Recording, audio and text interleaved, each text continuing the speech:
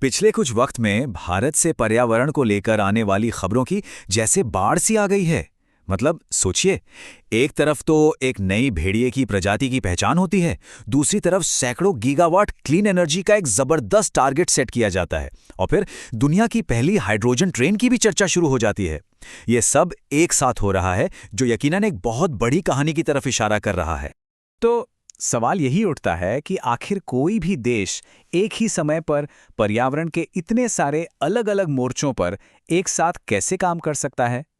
आज हम इसी बड़े सवाल का जवाब ढूंढने की कोशिश करेंगे और देखेंगे कि ये सारी कड़ियां आपस में जुड़ती कैसे हैं। चलिए कुछ मिसालों पर फटाफट नजर डालते हैं। सबसे पहले वाइल्ड लाइफ की दुनिया से एक बड़ी ही दिलचस्प खबर।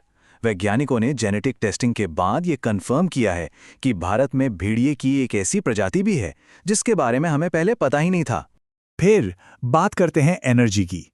यहाँ पर एक बहुत ही एम्बिशियस लक्ष्य है, 500 गीगावाट स्वच्छ ऊर्जा। ये टारगेट भारत को दुनिया के सबसे बड़े रिन्यूएबल एनर्जी प्रोड्यूसर्स में से एक बना सकता है। ये आंकड़ा अपने आप में बहुत कुछ कहता है। और इसके साथ ही टेक्नोलॉजी के फ्रंट पर भी एक जबरदस्त छलांग लगाई जा रही है। भारत दुनिया की पहली हाइड्रोजन से चलने वाली हेरिटेज ट्रेन शुरू करने की तैयारी में है। तो देखिए, ये सिर्फ अलग अलग हेडलाइंस नहीं है, बल्कि ये दिखाता है कि भारत अपने ग्रीन मिशन को एक बड़ी सोची समझी स्ट्रैटेजी के तहत आगे बढ़ा रहा है। तो चलिए इस कहानी में थोड़ा और अंदर चलते हैं। शुरुआत करते हैं जमीनी हकीकत से, यानी हमारे वन्य जीवों से।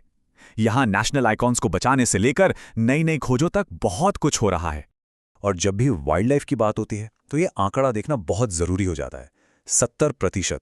सोचिए, दुनिया के 70% जंगली बाघ भारत में है। एक बहुत बड़ी जिम्मेवारी है और ये साफ दिखाता है कि ग्लोबल वाइल्ड लाइफ कंजर्वेशन में भारत का रोल कितना अहम है। लेकिन कहानी सिर्फ बाघों की नहीं है। ये कोशिशें कितनी विविध हैं, ये देखिए। सिक्किम में हिमालयन वुल्फ को एक बिल्कुल अलग, एक नई प्रजाति के तौर पर पहचाना गया है। वहीं दक्षिण में तमिलनाडु ने गोल्डन जेकाल यानी सियार को एक जिले का बायोडायवर्सिटी ब्रांड एम्बेसडर बना दिया है। कर्नाटक में काले हिरणों के लिए और यूपी में बाघों के लिए नए रिजर्व बनाए जा रहे हैं। और तो और जो नीलकुरिंजी का फूल 12 साल में सिर्फ एक बार खिलता है, उसे भी स्पेशल प्रोटेक्शन दी गई है। सो वन्य जीवों से आगे बढ़कर अब रुख करते हैं उस सेक्टर की ओर जो हमारे भविष्य को एनर्जी देगा।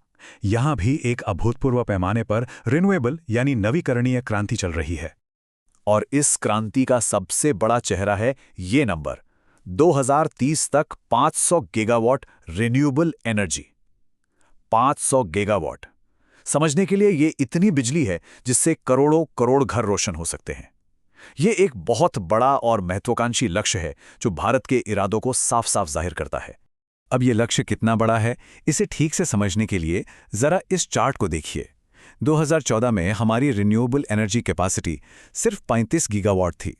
आज ये बढ़कर 160 गीगावाट हो गई है और 2030 तक का टारगेट है सीधा 500 गीगावाट। ये जो उछाल है वो इस सफर की रफ्तार को दिखाता है। तो सवाल ये है कि ये 500 गीगावाट आएगा कहाँ से? अच्छा, इसका पूरा ब्रेकडाउन यहाँ दिया गया है। सबसे बड़ा हिस्सा 220 गीगावाट सोलर एनर्जी से आएगा। उसके बाद 106 गीगावाट पवन ऊर्जा से आएगा और फिर बाकी के नॉन फॉसिल सोर्सेस का भी इसमें एक बड़ा और अहम योगदान रहेगा। इन बड़े बड़े टारगेट्स के अलावा कुछ ऐसे सिंबॉलिक प्रोजेक्ट्स भी हैं जो हमें भविष्य की टेक्नोलॉजी की एक झलक देते हैं, जैसे कि भारत की पहली हाइड्रोजन से चलने वाली ट्रेन। और ये चलेगी ऐतिहासिक कालका शिमला रूट पर। मतलब हमारी विरासत को भविष्य की तकनीक से जोड़ने का ये एक शानदार उदाहरण है। तो हमने जमीन पे हो रहे काम भी देख लिए, बड़े बड़े लक्ष्य भी देख लिए, पर सवाल यह है कि ये सब मुमकिन कैसे हो रहा है। इसका जवाब छिपा है पॉलिसी में, यानी नीति निर्माण में, जो लोकल से लेकर ग्लोबल लेवल तक इस पूरे बदलाव को एक ढांचा दे रहा है। और इसमें एक बहुत ही जरूरी पॉलिसी मूव है, national carbon credit trading scheme. इसे 2025 में शुरू करने की तैयारी है। ये कार्बन उत्सर्जन को कंट्रोल करने का एक मार्केट बेस्ड यानी बाजार पर आधारित एक मॉडर्न तरीका है। अब सवाल ये उठता है कि ये कार्बन क्रेडिट आखिर होता क्या है। तो देखिए, सीधे और सरल शब्दों में कहें तो ये एक परमिट है। एक ऐसा परमिट जो किसी भी कंपनी को 1 टन कार्बन डाइऑक्साइड या उसके बराबर की ग्रीन हाउस गैस छोड़ने का अधिकार देता है। और कंपनियां इन क्रेडिट्स को आपस में खरीद और बेच भी सकती हैं। पर भारत का रोल सिर्फ अपनी घरेलू नीतियों तक ही सीमित नहीं है। अब जरा इस पर नजर डालिए। ये दिखाता है कि कैसे ग्लोबल स्टेज पर भी लीडरशिप ली जा रही है।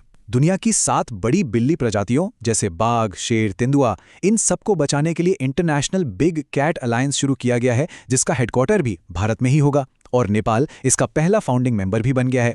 इसके साथ ही पेरिस एग्रीमेंट के तहत इंटरनेशनल कार्बन ट्रेडिंग में भी भारत एक्टिवली हिस्सा ले रहा है।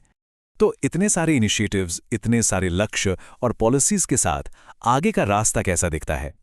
देखिए, सबसे बड़ी चुनौती जो है वो है विकास और स्थिरता के बीच एक बहुत नाजुक संतुलन बनाना।